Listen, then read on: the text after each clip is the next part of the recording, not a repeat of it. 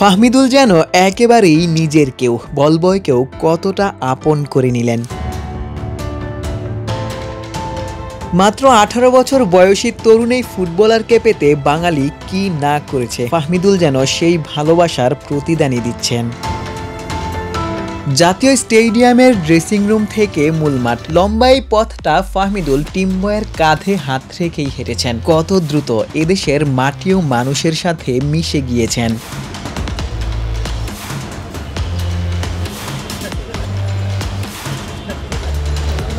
এখানেই শেষ নয়, অনুশীলনে নামার আগে ফাহমিদুলকে অসংখ্যবার কুশল বিনিময় করতে হয়েছে, একাধিক ফটো ফ্রেমের আবদারও মেটাতে হয়েছে। আর এটা ওইটা না, কাপড় ধোয়ার একটাই সলিউশন, চাকা অল ইন ওয়ান।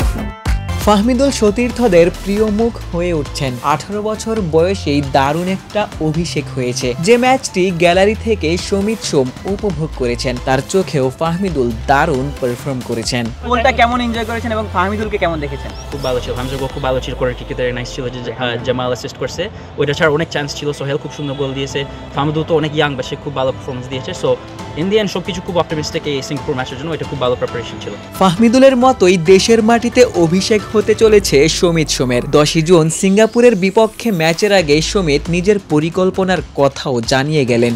আমি জাস্ট এক্সাইটেড খেলতে, প্রাউড লাগছে খেলা যে দেখছি কত ফ্যান যে আসছে, সাপোর্ট করছে, টিম যে ভালো করছে।